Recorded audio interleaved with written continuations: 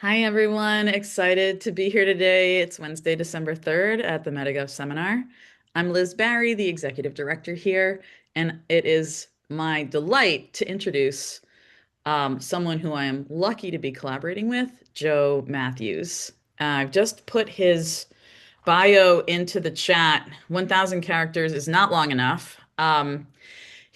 I really don't know anyone like Joe. He is a global scholar on local democracy, and he has been involved in the real nitty-gritty of getting local governance done. And there's one story in particular I found myself listening to in a meeting a few weeks ago that I said, Joe, you have to come here and tell this story. Um, but a little bit about his bio. Joe Mathews is a journalist, the founder publisher of Democracy Local, a planetary publication on local governance, and a democracy fellow at the Berggruen Institute. He's a syndicated columnist at Zocalo Public Square. He's written 4 books, including The People's Machine, Arnold Schwarzenegger and the Rise of Blockbuster Democracy, and The US versus Us, Essays from California as It Leaves America. I actually didn't know you wrote that. 2025. Okay.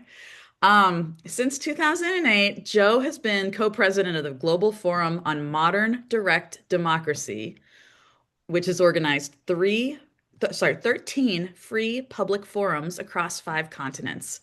He's a member of Democracy International, IOPD, the Democracy R&D Network, and the Harvard Crimson Graduate Council. Previously, Joe was a reporter at the LA Times, at the Wall Street Journal, and the Baltimore Sun, senior fellow at New America Foundation. He was raised in Beijing and LA, and Joe lives and coaches youth baseball in Southern California. And at the bottom of this, I'm going to drop a link to the current project we're collaborating on, which is Rewrite LA. More about that after Joe shares the story with us. Over to you, Joe. Thanks for being Hmm. here. It's great to be with you. Thank you to Metagov. Thank you to Liz for all your brilliance and Metagov for all you do, and including the work on this Rewrite LA, which Liz was referencing there at the end. I'm not a person with grand plans. I did try to I did a trip in October to Beijing, try to go into the I went to the place where they're having the Chinese Communist Party is having its Congress to develop the 15th 5-year plan, because I had some notes. I thought they were a little light on local in the 14th 5-year plan, but it turns out when you show up, this very nice hotel that sits on a corner, kind of west of Tiananmen Square in Beijing. You get there, it's a hotel that has no name, that no one is allowed into except for party officials. You can't tour it, you can't book a room there. So that was the closest I've come to any real planning. And the thing that Liz asked me to talk about, I fell into just actually like I fell into Rewrite LA, which is another story. But this was I enjoy being a journalist. I like writing stories. I do some convening. Um, of events. I've done it at Zocalo Public Square for 15 years, and then this global forum that was mentioned. But I did not want to write the Magna Carta. I tried to avoid writing the Magna Carta, but I ended up writing a Magna Carta. And the gist of the story, you may have read the piece, but the gist of the story was we're having our global forum in Rome. The people running Rome then, the city government went from the Five-Star movement. For those who aren't familiar, it's a populist party really that was created on the internet, lived on the internet, founded by the comedian Beppe Grillo, and essentially they had taken over the Rome city government. They had a vision of sort of an online direct democracy as the future of democracy, and they were talking to other cities. They're trying to make alliances with other cities on sort of a um, uh, for this to sort of be cities that were committed to a new vision of democracy. And so they had put out a commission for they wanted a Magna Carta The five-star people were not about keeping expectations low for what it meant to be a democracy city. And basically, it fell to me. We wanted to use the ceremonial, the Campidoglio, right in the heart of Rome. We wanted to use the ceremonial sort of city hall for our global forum that year. And they basically said, if you want the Campidoglio, you have to write the Magna Carta. So I was leveraged into this. I was forced into it, and I did it the night before, in the middle of the night that it was sort of due and to be presented. So I didn't, it wasn't like a great deal of thought went into it. But it essentially became, and it evolved. It became this sort of list of things. What a democracy city is. You start to express them. I had 19 originally. Um, there was a sort of a long session one morning, that the next morning after I wrote it, in up in the Campidoglio, where some changes were made. It was sort of group editing in a room with 400 people in it. And then I tried to forget about it. I forgot about it. We got sent out into the world. And then the strange things started happening. People from different city governments, often in kind of public participation offices, started, calling me, emailing me, texting me. Munich sent me a German translation, and Taipei sent me a Chinese translation, a Taiwanese translation, asking if they're okay. I sent them to people who knew those languages, and I said fine. It was just a sort of cascade of different entities and cities that were really interested um, in the notion of a democracy city, of a city as this sort of place. Um, this sort of this place where democracy's natural home, and the city had all these sort of rights and obligations in democracy. They wanted a charter. And this just went on for a number of years. There's this, Brno and all sorts of countries all over the world came at it, and then some adopted it. The city of Lucerne in Switzerland took the 20 elements of it and created a grid and started evaluating itself annually on how it was doing.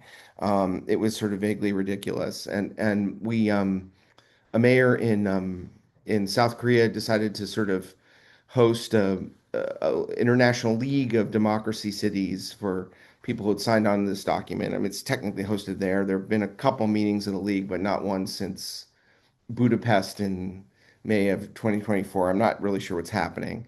But I think what this taught me, and this experience is one of the reasons I started Democracy Local, was that there was a huge hunger out there at the local level among people in local governments, but also people just engaged at the local level, um, for three things. Um, I think one, um, I think people are looking for answers. They're looking for power agency answers, because it feels like at the local level, to people in all kinds of different contexts all over the world, and I travel a lot. Um, from my last trip from, Xi'an, China with 13 million people to Mosi, Botswana with 500. um, the sense that like the world's problems are falling to them. The planetary problems aren't being addressed by international institutions or by national governments. And just see that what happened at the last COP a couple of weeks ago. Um, and national governments, the national level around the world has become this sort of place of politics, that sort of politics have been nationalized, and national governments are doing less governing. They're places of conflict and politics and corruption, and they don't sort of solve the bottom of the problems above them at the planetary level, and they often make things worse below them. So national problems fall, planetary problems fall, and then locals have their own problems, and they often, in most parts of the world, they've got people who are demanding more, often have a little bit more money, little bit better educated, and want more from the local governments. So local governments are looking for charters and frameworks that sort of give them power to do things. They want to be seen as the units of democracy.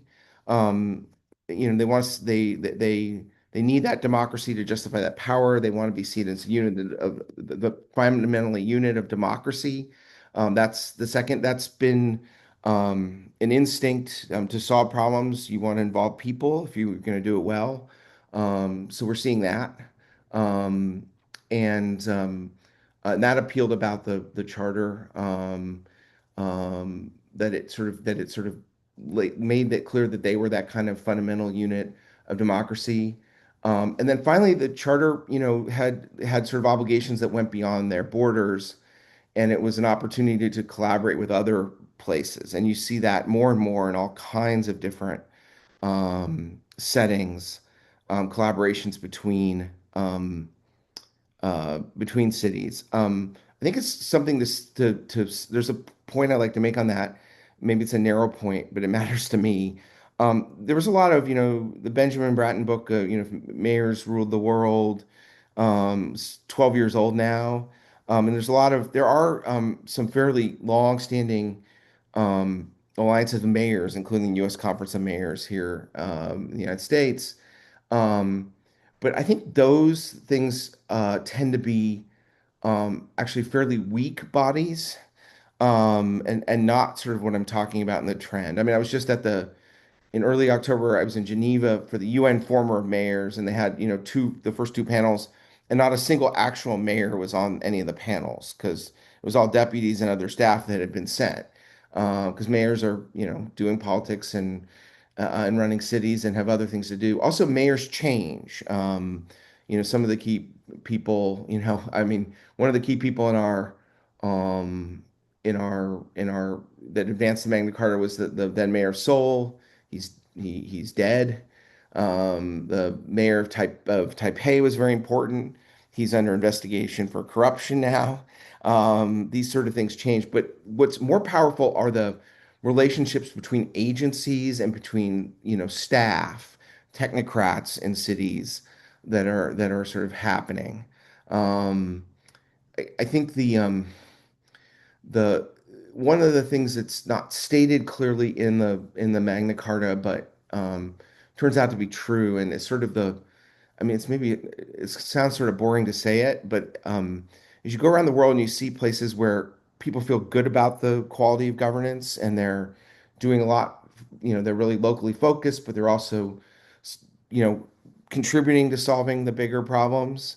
Um, is what you see over and over again in totally different contexts, and the processes can be different and have different names, but you see kind of fairly constant exchange and conversation between real people, um, because of their place or their knowledge or just because they're, important constituents, and technocrats. And they go back and forth and they know each other, and it's not always official, it can be casual, and they talk to each other, they go back and forth. And that there are different ways to get there, but that kind of constant exchange makes the technocrats better, because they have a deeper understanding of what people want, and it actually makes people better because they actually start to learn kind of how governments work, and kind of the rules of the game. And that I think the Magna Carta has sort of appealed to the technocrats and also to sort of the local activists, who have had enough experience to know that it is kind of that constant conversation that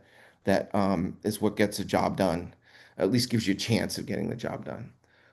So anyway, that's the story. I've talked too long, and we're short of time, and I have to get on a fundraising call for the project that Liz and I are on at 10, to try to raise some money for it. But I can talk about much of anything. Yes, I've got a Journalism, question for you, Joe. yeah, yeah, Um, I just pasted the first of your 19 principles into the chat. yeah. And when I read this, I instantly recognized the recursion in this.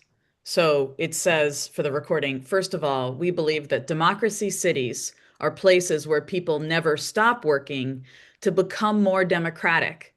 And I think that innovation function and that on the improvement of the way that democracy itself works is something that we've seen missing in government apparatus. Can you tell us why Sure. you wanted to start with this kind of improvement angle? Yeah, that's definitely me putting that first. There are two reasons. I came into the democracy field as a sort of writing about as a reporter and a book author about direct democracy in California, which is a really bad way to do direct democracy. It's a sort of brutal, money-driven system, as many of you are familiar with. And one of the things that always bothered me is with people and would defend the California direct democracy, the ballot initiative referendum by saying, um, people have the initiative is the final word, or, who has the final say. And, I mean, that always, like, there's no real final say. I mean, unfortunately, the California system is very hard to change. The worst part of it is it's inflexible. Once you do something by initiative, it can't be changed except by another vote of the people. And since getting on the ballot requires a lot of money, it's a very limiting and not very democratic system. But there's a notion of final say. And of course, I knew better than that, democracy is uh, is a conversation that never ends, basically. The other thing is, I had I when I got into this, I met this wonderful man named Bruno Kaufmann. He's also a journalist, the global democracy correspondent for Swiss Broadcasting. He's both a Swiss and Swedish citizen, and he often talked about. He was a local official, so it comes a little from him. But our big funder, he and I are the ones who've kind of convened all these forums. The next one, by the way, is October 7th to 10th in Gaborone, Botswana, of 2026. You're all invited. It's free, and we'll feed you. You just have to get yourself there. But we had this funder, this crazy, 2 meter tall German guy, scion of a German foundry fortune, and he heir to that fortune, and he always likes to say, "Democracy is not a sofa."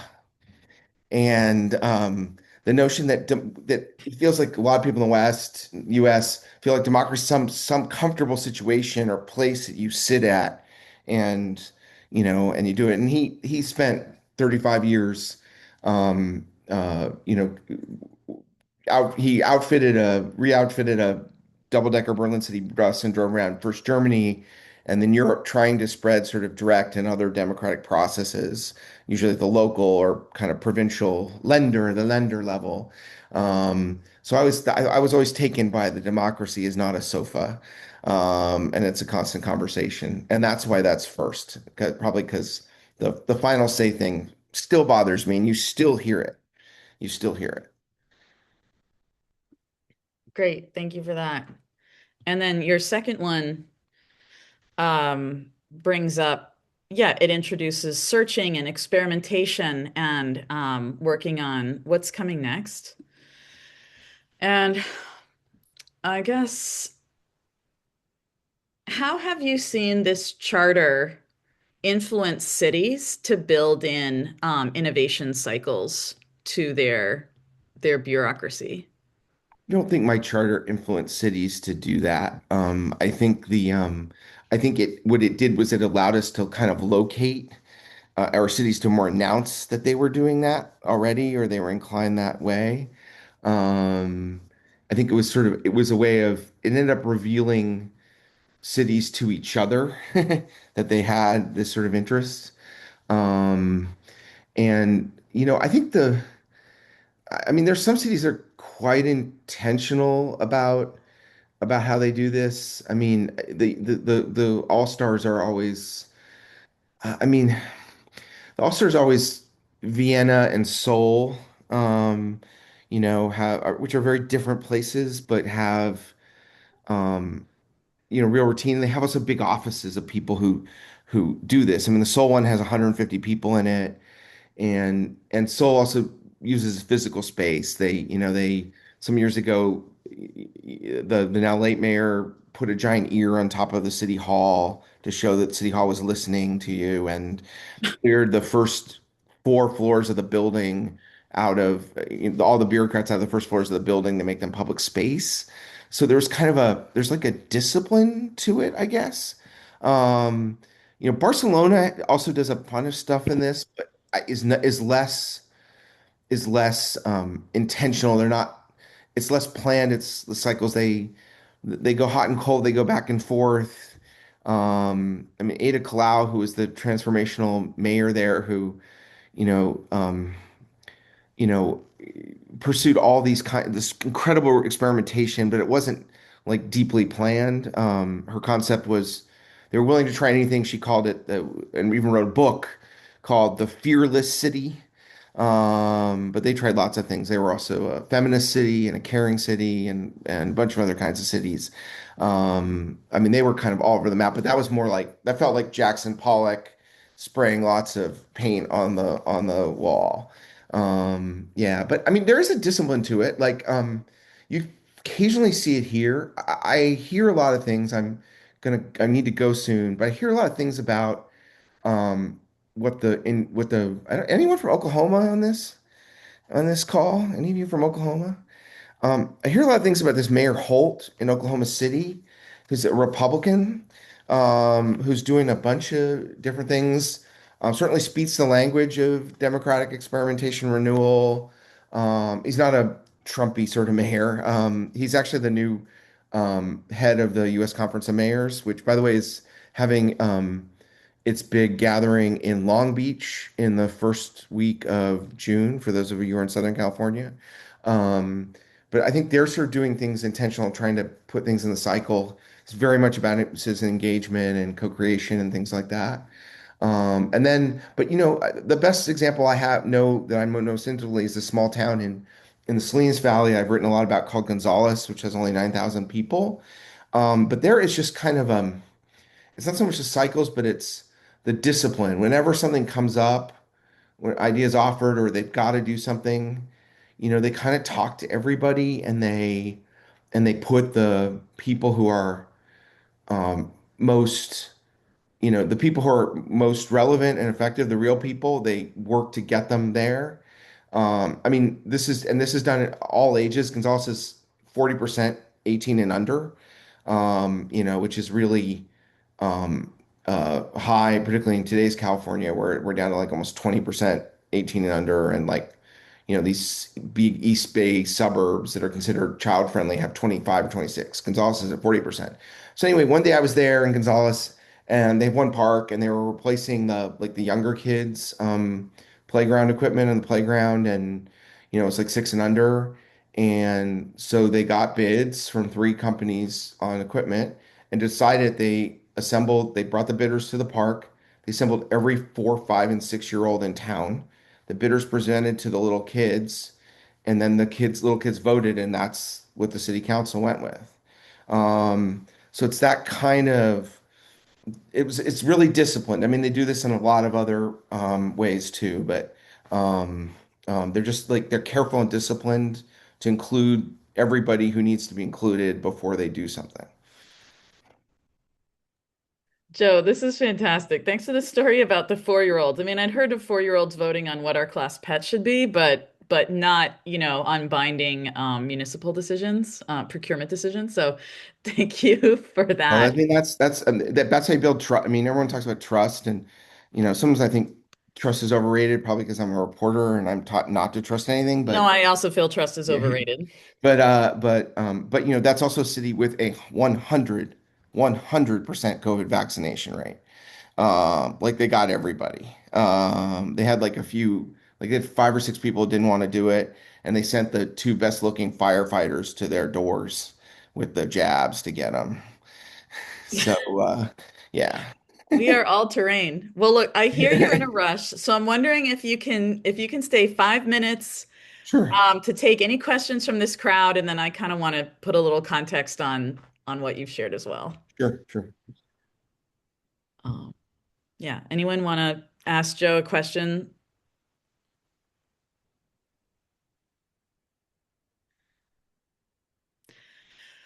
Well, then no one's here to stop me from saying, I really appreciate your voice on this, Joe. This is a completely different Californian message about um, this digital age, right? This is a message about people pulling together.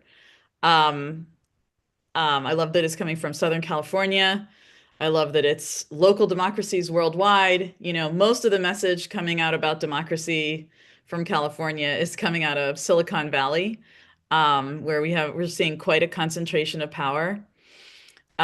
So yeah, you're your work here is really important to me, and the clarity with which you deliver the message that as politics nationalizes, governing localizes worldwide, I really feel is a rallying call for people in their place everywhere, and which is why I feel so delighted to just the good fortune of being geographically co-located with you at the time when the city of Los Angeles is rewriting its charter.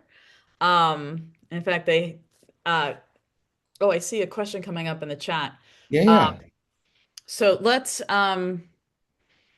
I'll say one thing about the charter so that I don't try to talk later, and then we'll go to Anne's question. You all, I put a link in the chat. RewriteLA.org is a fiscally sponsored project of Metagov, but it's truly led by people here in Los Angeles to try to help the appointed commission hear from regular people all across Los Angeles. We're starting up a neighborhood ambassador program where people in the industry, the entertainment industry, comedians, people who do crowd work are out here getting people's statements of what it's like to live in this city and what their vision for the future is and what they would change. And all of that is being brought into the kind of the sense making tools that are at the leading edge of digital democracy so that we can really um, get the voice of the city and get our valuable city charter updated for this century. So it's a very cool to be working on Joe with this. Um, Question from Anne. Over to you, Anne.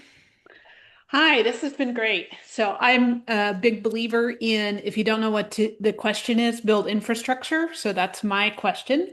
What's missing? Is it storytelling infrastructure at scale? Is it communications infrastructure? And is it, cross citizen agency networks across cities or agency networks across cities? What are we missing here that would help this innovation persist? I mean, I think it depends where you are. Since this we're is everyone here in the US? Anyone from overseas? Um, There very well could be Joe, but I don't know. okay. Yeah. So I mean, I think we're missing, US cities are missing pretty much all of that. I mean, if you go to, um, if you go to Barcelona, which is also kind of the world headquarters of local democracy and governance, a lot of the more important municipal movement bodies are there, led by United Cities and local government. But you have um, the storytelling infrastructure, what that's media us is that's internet that's weakened in lots of places. They've sort of built part of their own, but there's no one that kind of narrates the city for you the way a really good local newspaper used to do. Explains what's happening, what changes are significant, all that sort of stuff. It's really people can't connect to that, and obviously here in the U.S. we're seeing that. Hell, in L.A. we really don't have a real local newspaper anymore, though there are efforts to create nonprofit ones. I think in Barcelona you've got Decidim. That's where they started the this is group probably that knows what Decidim is. Usually I have to explain it. Yes. Which is now being used in cities all over the world and lots of places in Brazil. It's very common there, more so than in Spain. That you have that sort of open architecture and ways to do all kinds of different governance things from services to creating processes to offering ideas and crowdsourcing, local ordinances and et cetera. We don't have that much of that in the US. And then agency to agency. Liz mentioned Rewrite LA, and LA city government is, they're all the same few buildings, but they're heavily siloed. You don't have that connection. I feel like transparency can be that connection. The most connected government agency to agency I've ever encountered was in Hamburg, which is both a city and a state. and they had this radical transparency law that went into effect early in the 2010s. It was a response to scandal with the building of their beautiful concert hall, which went hundreds of millions of euros over budget. The Elbe Philharmonie, it's like right on the between the Elbe and a branch of the Elbe at this corner. It looks like a giant like luxury liner on the river. They had like a transparency law that basically said that any document created by anyone in government had to like live from the beginning on the internet. Um, and this wasn't used so much by regular people or even by nonprofits to didn't take this information and use the data. It got used by um, it got used by other folks. I mean, I guess sometimes people in government have a lot of extra time to look at what everyone's doing and they would make suggestions. Information was used in the annual kind of competition between different departments. On the budget, it became a thing, but it made the government, it created a lot of agents and agency communication, also conflict, because you could sort of see everything. They've sort of rolled that it's not as transparent as it once was. There's been some weakening of it, but that's I think that sort of thing can work well. But again, you don't see a lot of that in the U.S. cities and the U.S. context.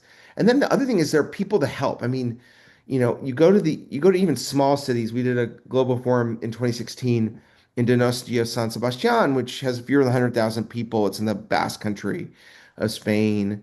And they had a team of like 10 people to help the public with participation and engagement and make sure people aren't left out of decisions, and they actually to give it some weight, their offices was the building that had been Franco's sort of prison and torture chamber during the dictatorship, but it was a way of saying this is a different era. Um, and like LA tried to like Eric Garcetti at one point in LA when he was the mayor tried to get like a stand-up one that had like 17 people to do that. And basically in the budget it was put down to three and it was put inside the Department of Personnel. And that's like one of the bigger ones in the US. I mean, San Francisco has a kind of engagement office, but it's also the Office of Immigrant Integration.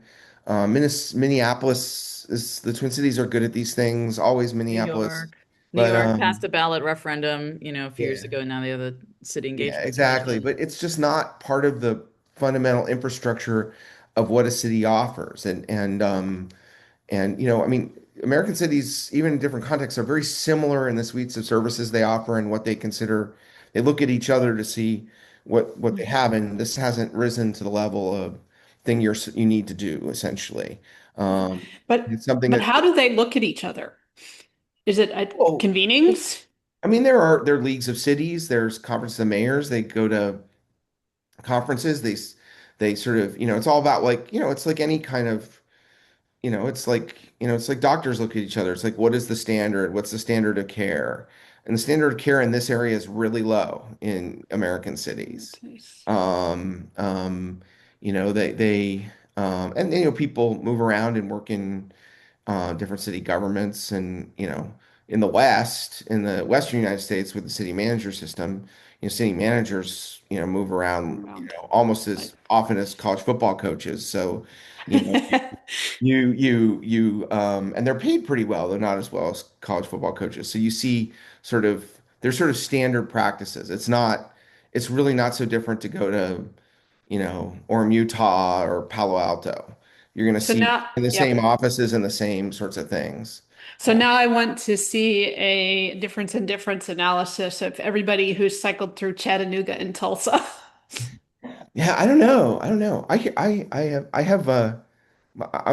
half Okie, and so I get to Tulsa a fair amount, and because of relatives in Okima, about an hour south, and but Tulsa's doing well, isn't it? You got that thing on Yeah. the river, and with the walk and the park and everything, it's kind of They cool. are the US leaders by far in nutrition security and food as medicine, Wow. Oklahoma in general. Who'd have thunk, Yeah.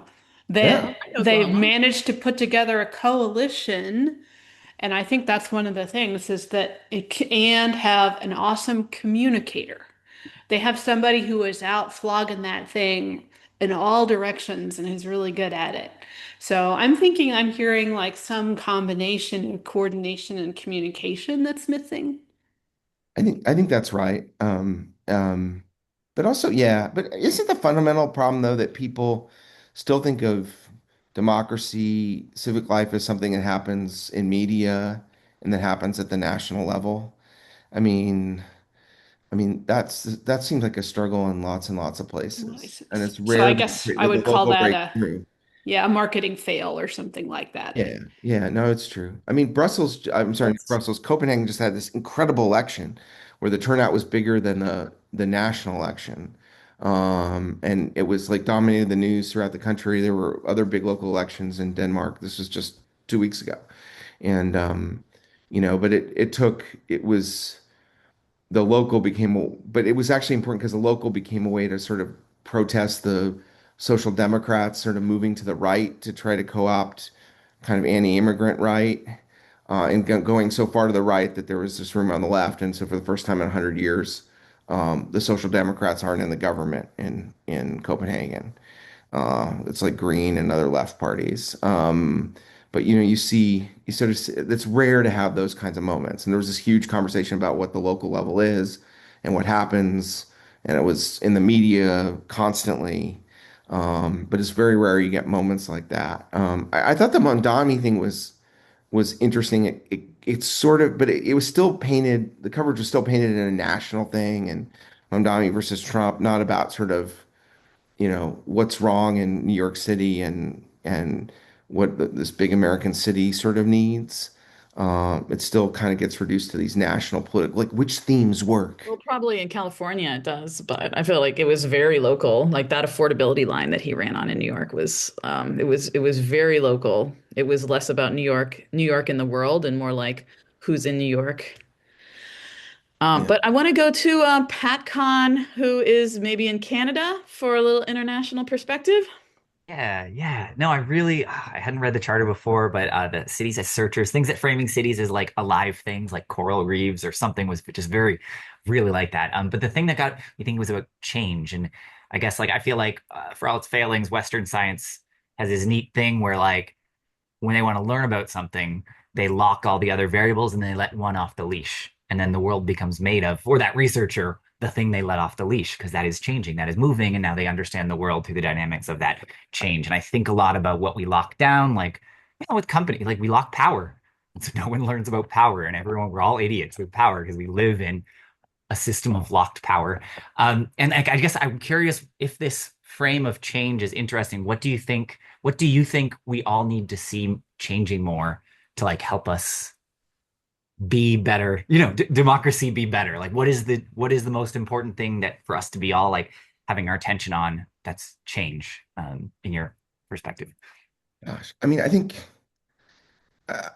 people should recognize more broadly that the nation state is failing. Not just the US one, it's sort of self-dismantling in a lot of places. That's what's happening in the US. I mean, Trump is doing all these aggressive things, but he's fundamentally sort of dismantling government that you rely on. And so there's this void, and you see different versions of that. We're doing it faster than almost anyone else has done it, but I guess that's exceptional Americans moving faster. When we go fascist, we're going to go faster than everywhere else. So I think like understanding that and understanding that creates a sort of opportunity, both an urgency and an opportunity for building new kinds of structures that like locals are going to be part of and a place where everyone can engage.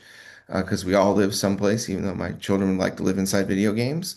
I think that awareness is strong. I think there's also two things that are not part of the conversation about like local governance and local democracy, but should be. One is civil defense, a strange thing to add, but we still, because nation states have this monopoly on violence and war and sovereignty. It's still okay, as you're seeing in Ukraine or the Tigray region of Ethiopia, or throughout Myanmar, or I could go on, or Gaza. You see this sort of notion that you can just like go blow up somebody's community, their city, their municipality, locality. There's a movement on within the larger municipal movement, led by the mayor of The Hague, the city of The Hague, a guy named Jan van Zanen. Hope I'm saying that right. My Dutch is not so good. To try to like kind of create rules and rights that sort of prevent that. Um, a number of Ukrainian cities are actually engaged in that, and I think that's a really interesting area. There's some study of civil defense, and how you organize it. Like so many things in government services, it's done by the people themselves, right? The Swiss are very good at it. The Russians are very good at it, and those are the two models that are being studied. But that sort of, like trash has become kind of a democracy thing. It's something that we need people themselves to do, particularly for more ecological reasons. You do the sorting and the composting and stuff. There are Mm. systems around the world at local trash where, you know, people are paid, or communities and neighborhoods get money or payment for how much trash they kind of collect and sort and bring in, at the fundamental level. So you see that kind of sort of stuff, civil defense. The other one is finance. Um, we need just greater financial capacity at the local level, because sort of banking and finance is dominated nationally. One of the reasons I was in China recently was to meet with some of the local banks. Some of the best banks in the world are Chinese city banks. And it's funny to say that because if people study China, say like the locals have screwed up in China. They spent too much money. They built too much stuff. And that's created, debt and problems in China. But if you're in LA, building too much new infrastructure or too much housing, sounds like it would be a nice problem to have. Um, and so, how do you kind of create that kind of finance at the local level, and trying to understand how to kind of do more at that local level? So that's China's been quite good at that. And Chinese localities are big investments. There's also Scholar in UK, and actually a really good municipal bank in, of all places, Buenos Aires, that are sort of looking at this question and seeing that local governments local level institutions are actually where the most are really untapped powers of change and innovation, and particularly when it gets to banking, finance, and economics. Still a lot of that's controlled at the national level, this theater of politics. Could we do more on the local level? And that I think also brings in ideas, not just like universal basic income, which is better known, but universal basic capital and other kinds of ways of, you know, helping people build wealth, and communities build wealth by sharing in assets. All those sorts of things are, I think, democratic in spirit and should be democratic in governance, and aren't really on the agenda yet, but I think we should be going there. Joe, thank you so much. I'm going to move to close us out to give you a few minutes to transition to your next important meeting. But I just want to thank you for your service as one of the planet's democracy warriors, and your dedication to that craft. And say it's really a joy to work alongside you, for the city of Los Angeles. And yeah, thank you for coming and joining Metagov today. Thank you so much, and please let me know if I can ever return the favor. And if any of you have stories of local governance, good, bad, funny, sad, please, you can write for Democracy Local. You can tell them by video or audio or fiction or poetry or whatever. Just if it has an idea that's something about local and governance, and you might want to tell a friend on the other side of the world, that's, send them to me. We'll even pay you a little bit. Great. Thank you, And Joe. just to clarify, Joe, Democracy Local is your newsletter? It's a publication, yeah, kind of learning community, we're trying to call it. And the fellow I mentioned, the Swiss Swedish guy, he's a big part of it. It's actually headquartered and supported by an NGO in Cologne, Germany. And then we have a lot of editing and a strong partnership with something called Asia Democracy Chronicles, which is a newsroom focused on democracy in Manila. This is new and it's one of my three jobs. It's the one I enjoy the most, but the one I seem to have the least time for. But yeah, democracylocal.com. It's in for a couple different places. There's also a Substack of it, which is sort of my backup of it. I need probably Metagov advice on how to distribute and communicate better. But anyway, Great. Let's work on that, Joe. okay. Very Thank you good. guys. Be Thank well. Thank you you. so much, Joe. See you. Thank you everyone for joining today. Have a great rest of your day. Thank you, Val. Good to see everyone. Thank you.